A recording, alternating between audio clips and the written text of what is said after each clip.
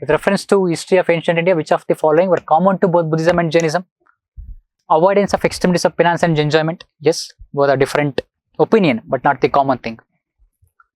Indifference to the authority of the Vedas. Rejected the authority of Vedas. Denial of efficacy of rituals. They were heterodox sects.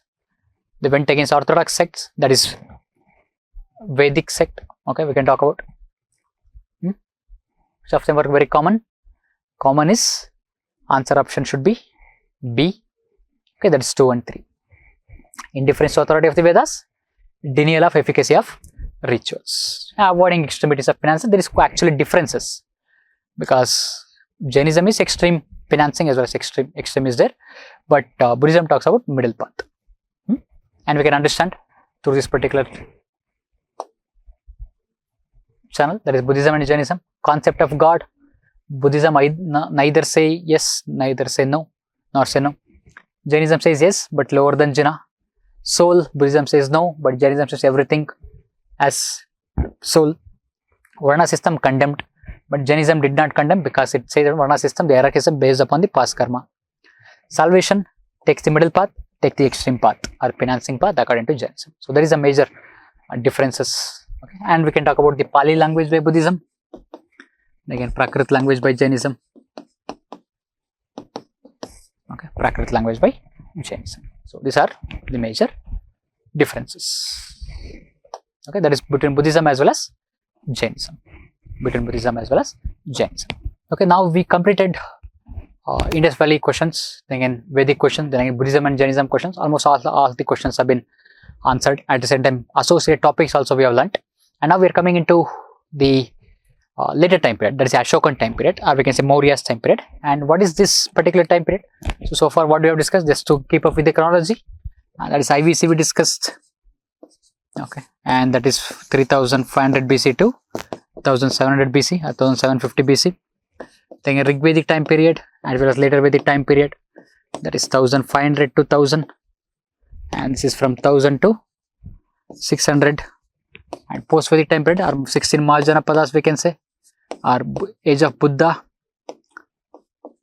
or Jaina, that is 600 BC to 300 BC. And now we are coming into any questions that ask after 300 BC, and that is after 300 BC, that is the first empire of India, that is the Mauryan Empire, that is 300 to 200 BC, only 100 years of it. But we will see only the questions which were asked, and we will try to answer them, and the associate topics also. And now chronology can get a little bit distorted, because answer options were, some modern answer options were also there. So we'll try to understand those topics also together. Okay. So now, look at this question. Who among the following first to decipher Ashokan inscriptions? George Buller, James Princip, Max Muller, then William Jones. So answer we know, that is answer is James Princip. Okay, now we'll understand all these 4 personalities. Who are they, when they came to India, why they came to India, what is their contribution, and then we'll go to other Ashokan questions also. James Princip, that is, he is the one who deciphered the Ashokan inscription. He is an Orientalist scholar. Orientalist means study of the Eastern world, study of the Eastern philosophies, that is India, Africa, all this kind, particularly majorly used in the context of India. You must have heard about Orientalist and Anglicist controversy. That is the Orientalist in a sense, that one, that is the Eastern philosophies.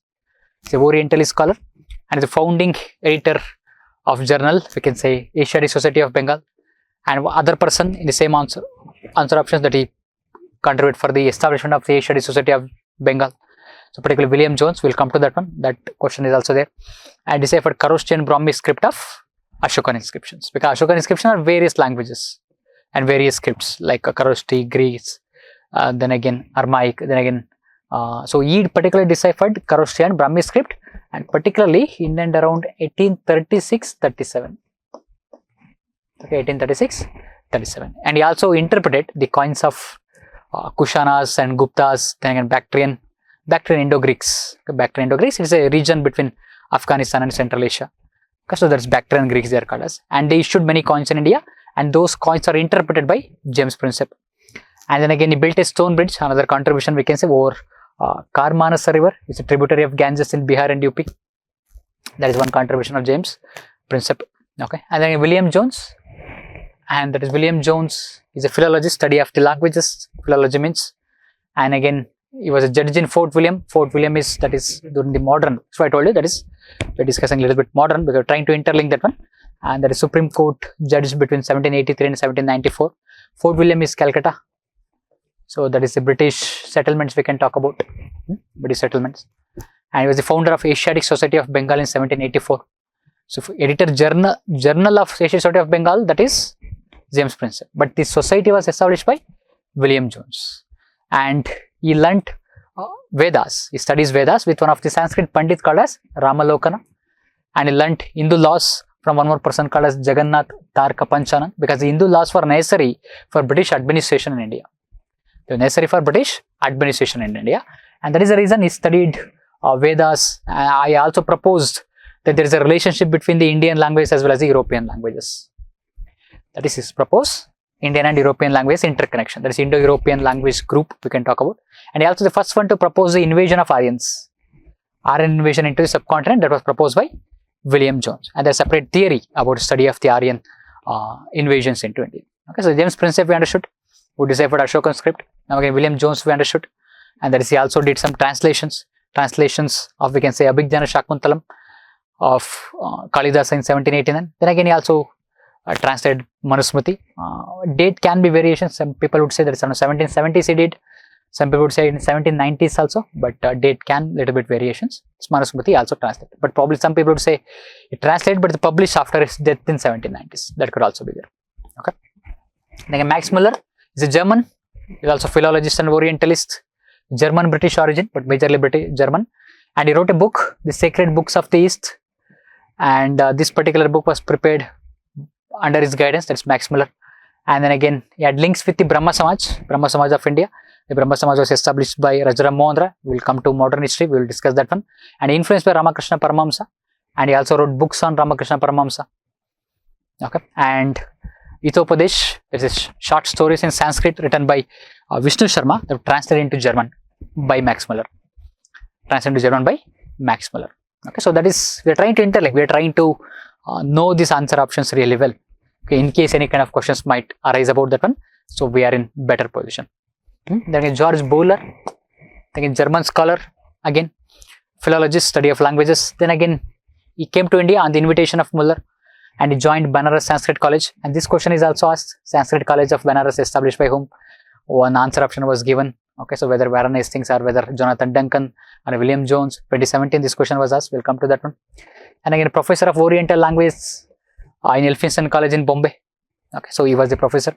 And one of his students was one of the later freedom fighter, that is K.T. Telang, that is Kashinath Trimbak Telang, was a student in this particular college only, that is Elphinstone College only.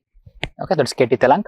And then again, in 1878, he published a translation of one book, that is the oldest Prakrit dictionary, and that book is called as Payalachi, probably pronunciation could be different, the Prakrit oldest dictionary, and he translated that in 1878. And at the same time, he also contributed for the book of George Muller, and that is, Max Muller is George Buhler, but Max Muller book, that is the Sacred Books of the East, and in that particular book, he contributed various translations into that book,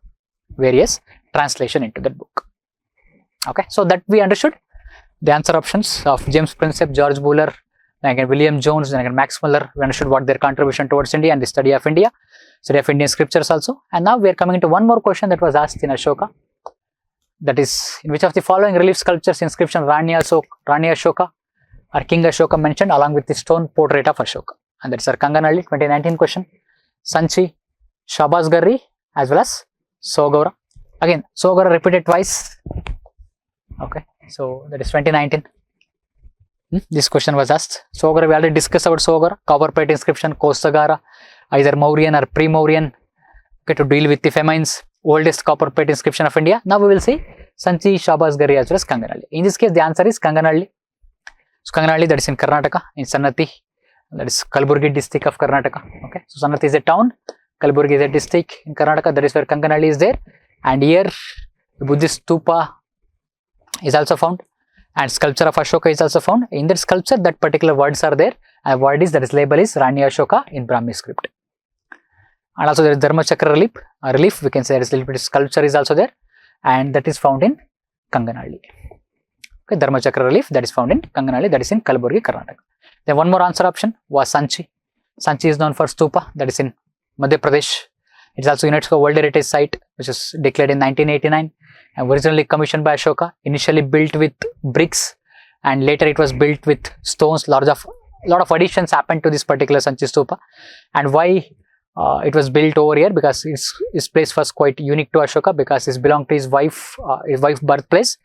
That is, his wife is Devi, and her birthplace also, and Ashoka and Devi's wedding also happened in this particular place according to certain sources.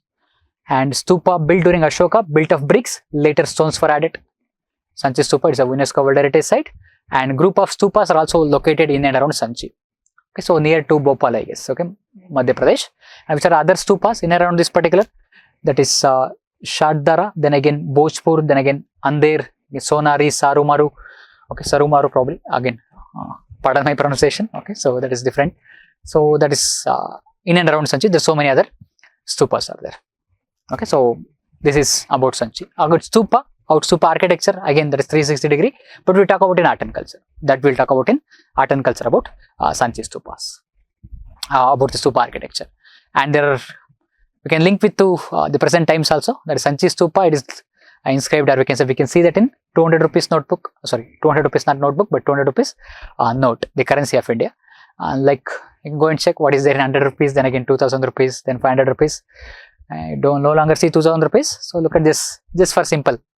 Just we're trying to be comprehensive. We're trying to understand that one. We're trying to understand the concept in a very comprehensive manner. Okay, that is in Sanchi. So two answer options we have seen. Kanganali understood, Sanchi we understood. Okay, and Ashokan pillar is also present in Sanchi.